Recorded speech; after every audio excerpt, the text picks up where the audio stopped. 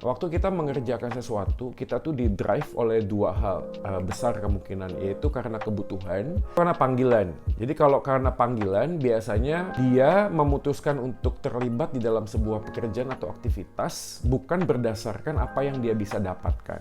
Tapi ada yang namanya tuh kebutuhan. Nah, kebutuhan biasanya karena memang terdesak, guys. Kuliah, pada waktu masuk atau memutuskan jurusan tertentu tuh endingnya tuh nggak sesuai dengan apa yang dia pelajari, misalnya teknik nih atau sipil gitu ya. Tapi begitu dia selesai kuliahnya, kan harapannya ilmunya bisa dipakai ya. Tapi berjalan dengan waktu, kebutuhan tuh mendesak. Kebutuhan mendesak tuh pada saat yang sama dia butuh untuk survive, untuk hidup ya.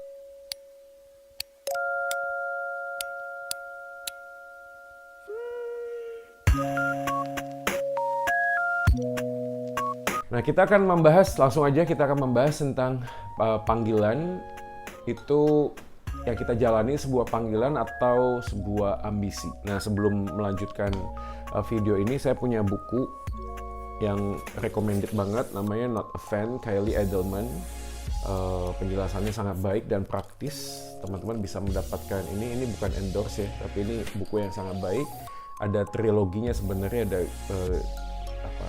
Not a Fan, lalu The End of Me, lalu ada satu lagi Grace, The Greater Grace kalau nggak salah ya, atau Gods at War, trilogi atau ya pokoknya itulah. Anyway, buku-buku ini sangat baik sekali untuk kita bisa baca ya.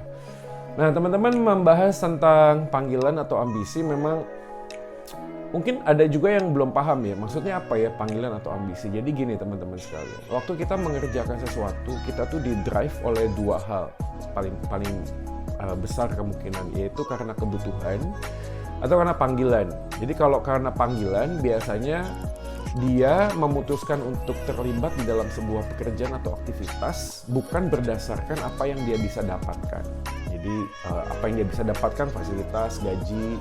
Anyway, ini juga nggak salah ya, gaji, fasilitas tuh nggak salah, tapi orang yang terpanggil itu biasanya itu udah yang secondary gitu ya.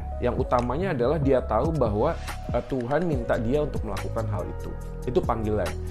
Tapi ada yang namanya tuh kebutuhan. Nah, kebutuhan biasanya karena memang terdesak, guys. Jadi karena terdesak, biasanya mau nggak mau kita harus melakukan sesuatu. Ya mungkin yang paling fakta yang paling ada di sekitar kita tuh mungkin gini. Beberapa pemuda sekolah atau kuliah, pada waktu masuk atau memutuskan jurusan tertentu tuh endingnya tuh nggak sesuai dengan apa yang dia pelajari. Misalnya dia sekolah teknik nih atau sipil gitu ya, tapi begitu dia selesai kuliahnya, kan harapannya ilmunya bisa dipakai ya. Tapi berjalan dengan waktu, kebutuhan tuh mendesak.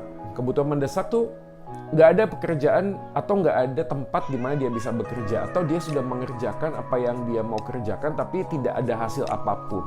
Sementara pada saat yang sama dia butuh untuk survive, untuk hidup ya, atau misalnya untuk membiayai orang tua, keluarga dan seterusnya. Nah, akhirnya karena dorongan kebutuhan, akhirnya palu gada ya, apa lu mau gua ada gitu. Biasanya orang ngomong tuh, apa lu mau gua ada, apapun yang lu mau gua lakuin deh, yang penting ada duitnya. Ya.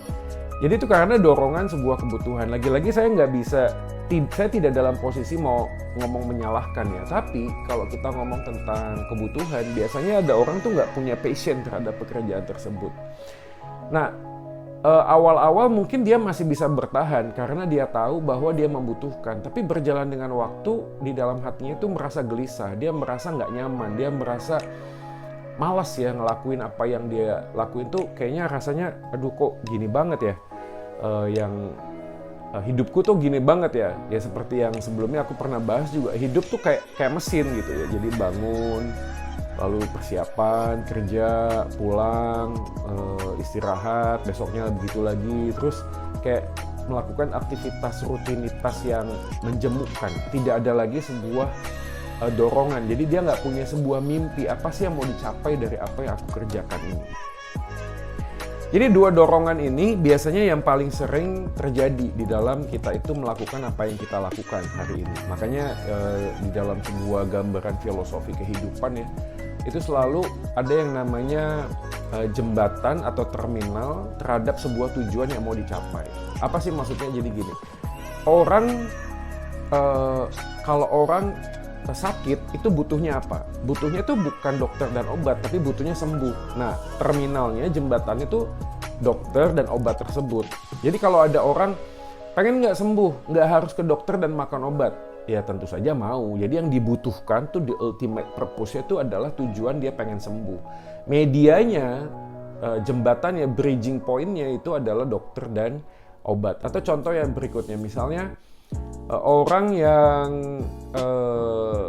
nggak punya pekerjaan, itu yang dibutuhkan apa? Mungkin kita pikir, oh yang dibutuhkan pekerjaan dong. Enggak, sebenarnya yang dibutuhkan adalah uang. Ya, itu ending point-nya gitu. Karena ada orang disuruh kerja nggak ada uangnya kan nggak mau ya, betul nggak? Jadi terminal atau media untuk mencapai sebuah tujuan itu adalah apa yang dia pikirkan dalam hatinya. Nah ini termasuk juga waktu, atau satu lagi ya, contoh ada orang yang jomblo nih, nggak punya pasangan gitu ya. Apa yang dia pikirkan? Apakah dia membutuhkan pasangan? Enggak sebenarnya. Itu hanya sebuah medium aja yang the ultimate purpose-nya adalah dia pengen bahagia. Makanya begitu banyak orang yang berpacaran atau sudah menikah lalu pengen divorce, pengen cerai. Itu jawabannya begitu tuh biasanya. Aduh, kayaknya gue udah nggak bahagia lagi. Jadi ending point-nya adalah dia mendapatkan pasangan tuh untuk bahagia.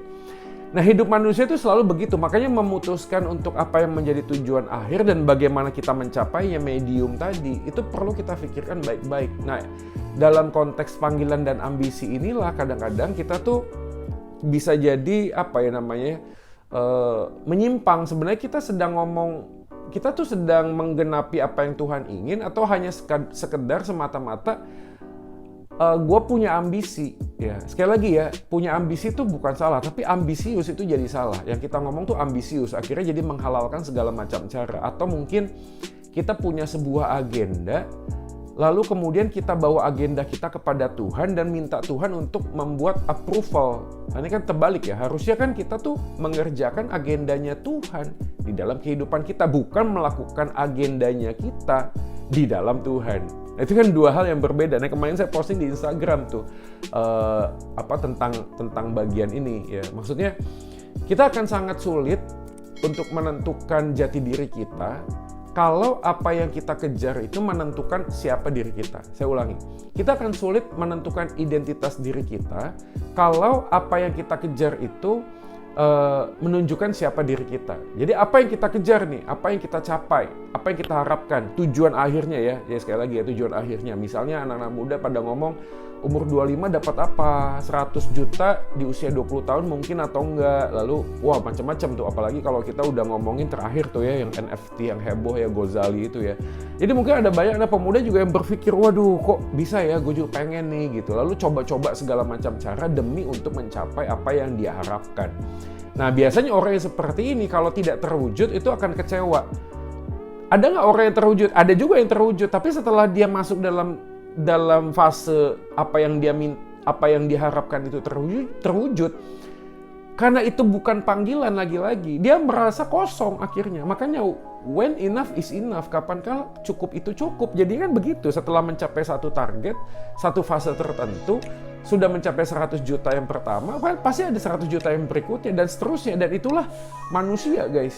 Karena di dalam hati manusia yang kosong ini selalu akan diisi dengan sesuatu yang dunia tawarkan, dan kita berpikir dengan mengisi kekosongan hati kita dengan uang, materi, posisi, prestasi, achievement dan lain sebagainya, kita merasa bisa fulfilling our life. Ternyata enggak gitu loh. Ternyata sebanyak apapun kita mengisinya, hati kita akan tetap kosong. Nah, pertanyaannya hari ini adalah kepada kita, bagaimana kita hari ini merenungkan panggilan atau keambisi kita? Bagaimana kita memaknai apa yang kita kerjakan?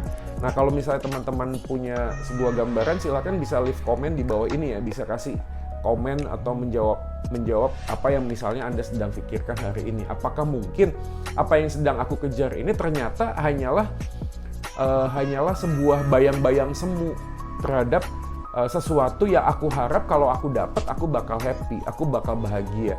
Nah ternyata faktanya kan selalu begitu ya, selalu kita harus menentukan tujuan destinasi akhir dan medium tadi, bridging point untuk mendapatkan. Jangan sampai aktivitas-aktivitas yang kita sedang kerjakan, alih-alih kita sedang ngomong, kita sedang melakukan apa yang Tuhan mau, tapi sebenarnya kita sedang ingin mencapai apa yang menjadi mimpi atau ambisi kita.